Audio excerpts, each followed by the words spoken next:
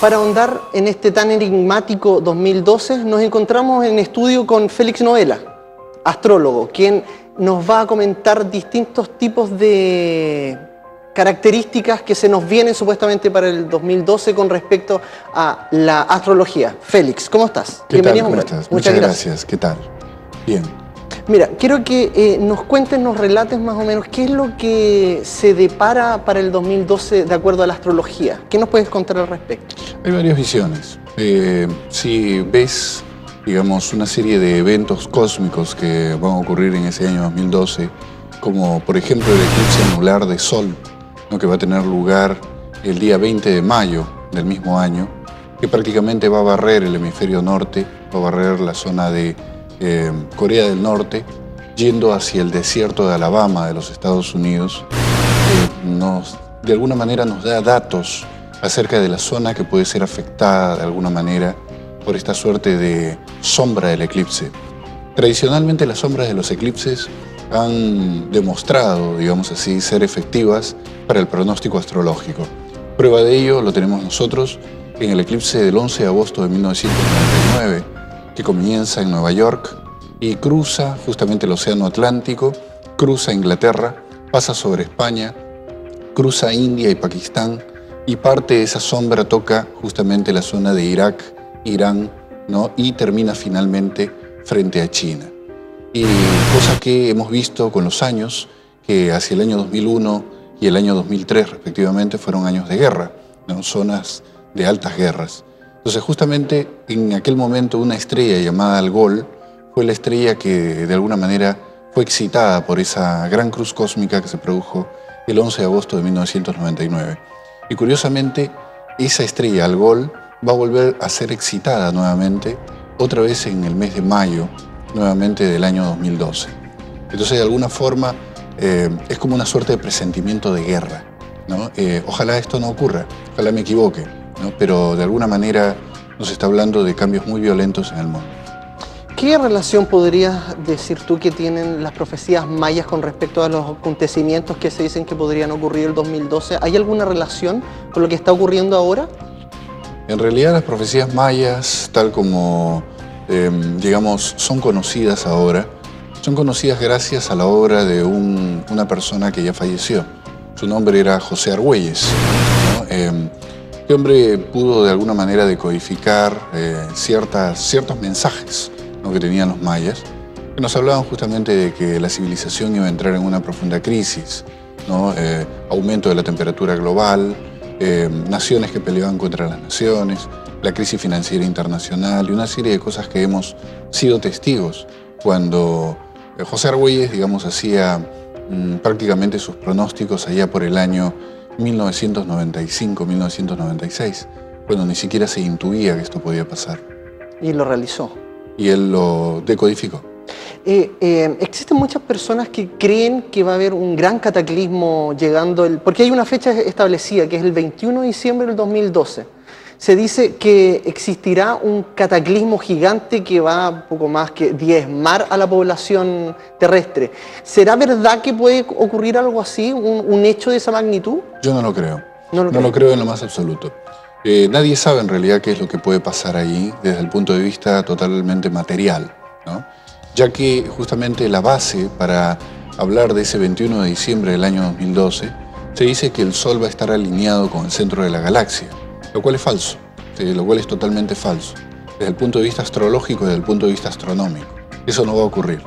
En realidad, digamos, el ápex solar, que viene a ser el polo del Sol, de alguna manera tuvo una aproximación desde el año 1997 en adelante.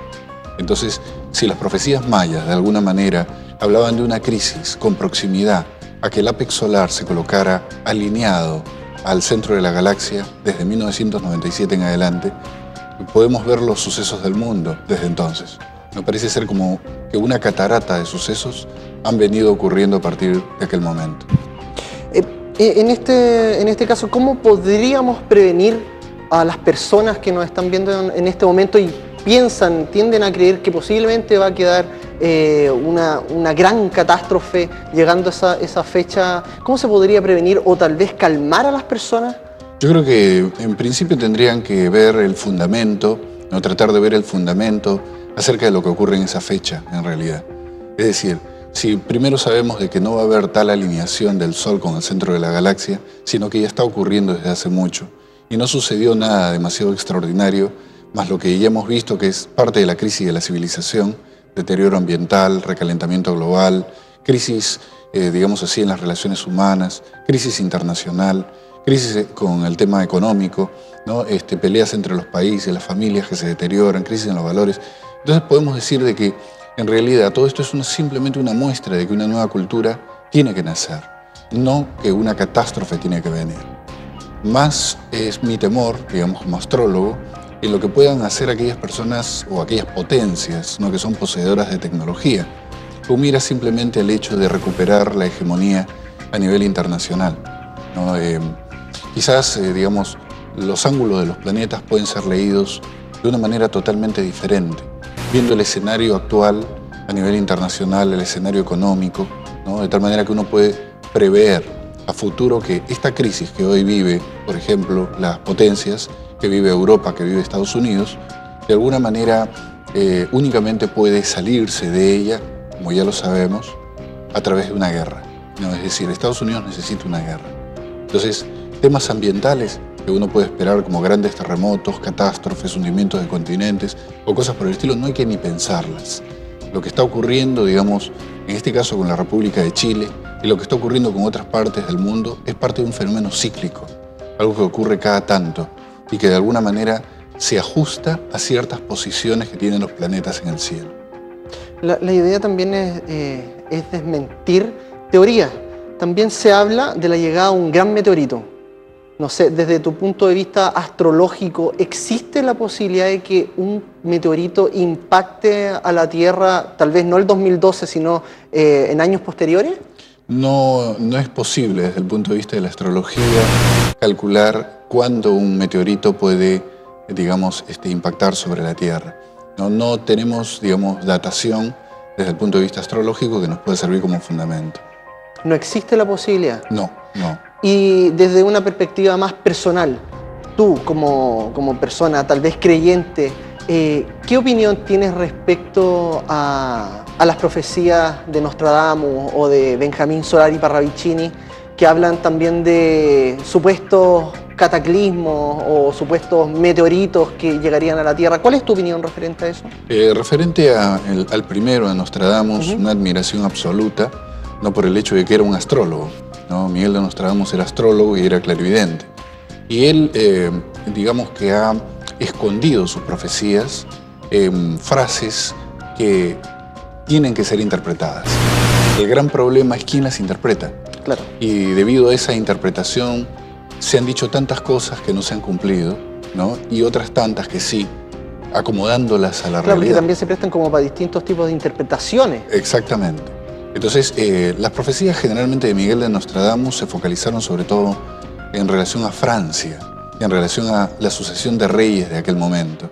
Es decir, es un poco atrevido, ¿no?, hablar justamente de la época actual en función de las profecías de Miguel de Nostradamus.